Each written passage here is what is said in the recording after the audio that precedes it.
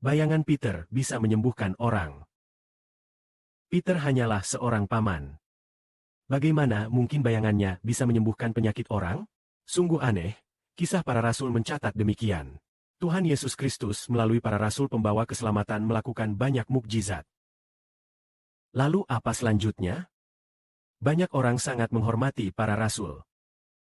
Oleh karena itu, orang-orang yang percaya jumlahnya bertambah banyak. Pria dan wanita sangat banyak. Beberapa orang bahkan membawa orang sakit ke jalanan. Diletakkan di atas ranjang atau tikar. Berharap saat Peter lewat. Setidaknya bayangan Peter bisa mengenai mereka. Artinya, banyak orang membawa orang sakit dan yang tersiksa oleh roh jahat. Berkumpul dari kota Yerusalem. Hasilnya semua mendapatkan kesembuhan yang sama. Bahwa bayangan Peter bisa menyembuhkan orang. Sampai pada tingkat seperti itu. Siapapun itu. Yang benar-benar datang dari sekitar Yerusalem. Baik yang sakit maupun yang tersiksa. Semua disembuhkan. Lalu Peter hanyalah seorang nelayan. Bagaimana dia bisa punya kemampuan ini? Karena dia adalah rasul dari Yesus Kristus. Tuhan memberinya segala kuasa, agar dia bisa melakukan mukjizat menyembuhkan sakit. 4. Sehingga lebih banyak orang percaya kepada Tuhan. Karena mukjizat Peter, saudara-saudari mungkin ingat Peter pernah pincang berjalan. Pada hari itu, ada 5.000 orang yang percaya. Pada waktu itu, para rasul melakukan lebih banyak mukjizat, makin banyak orang percaya.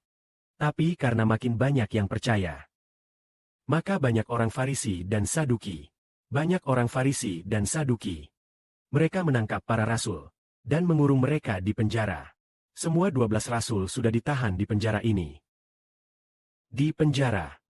Pada malam hari, ada malaikat datang membuka pintu.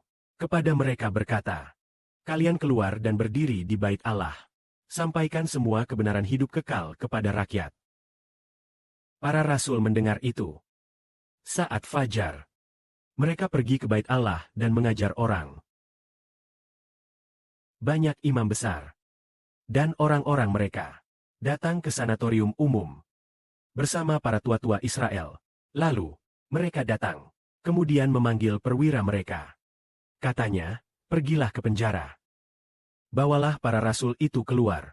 Tetapi saat mereka pergi ke penjara, mereka tidak melihat para rasul. Para rasul tidak ada di penjara.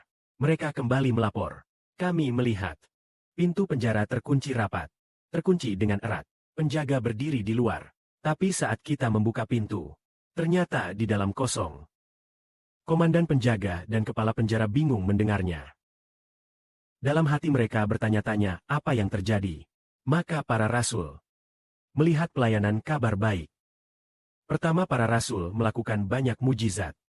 Dengan kuasa melakukan mukjizat, orang-orang memberi kesaksian tentang Kristus melalui mukjizat itu. Kedua, malaikat bekerja sama. Saat para rasul ditangkap dan dipenjara, malaikat membawa mereka keluar. Malaikat membawa murid-murid keluar dari penjara. Sampaikan kebenaran hidup kepada orang banyak. Maka sekarang kita bertanya, saudara-saudari, malaikat menyuruh para rasul untuk memberitakan kebenaran hidup. Bahwa segala kebenaran hidup harus disampaikan kepada rakyat. Lalu, apa sebenarnya kebenaran hidup itu? Mari kita tanyakan kepada saudari San, apakah? Apa sebenarnya kebenaran hidup itu? Saudari-saudari, adalah Tuhan Yesus Kristus. Ah, jawabannya sangat tepat. Semua kehidupan, segala kebenaran ada di dalam Tuhan. Adalah tentang kisah Tuhan Yesus. Membuat orang mengenal. Ini adalah iman kepada Tuhan dan mendapatkan kehidupan. Iman kepada Tuhan berarti mendapatkan kehidupan. Menerima Tuhan berarti mendapatkan kehidupan. Karena di dalam Tuhan ada kuasa kehidupan yang besar. Ada kuasa Allah. Ada roh Kristus Tuhan. Roh yaitu roh kehidupan. Juga ada roh Allah, yaitu roh yang membuat orang menjadi suci. Adalah tentang kisah Tuhan Yesus. Membuat orang menerima Tuhan Yesus. Yaitu, menerima kebenaran. Berarti menerima kehidupan. Juga berarti tidak hanya menerima Tuhan, tapi juga sama dengan menerima Allah. Memuliakan Bapa dalam nama Tuhan. Amin.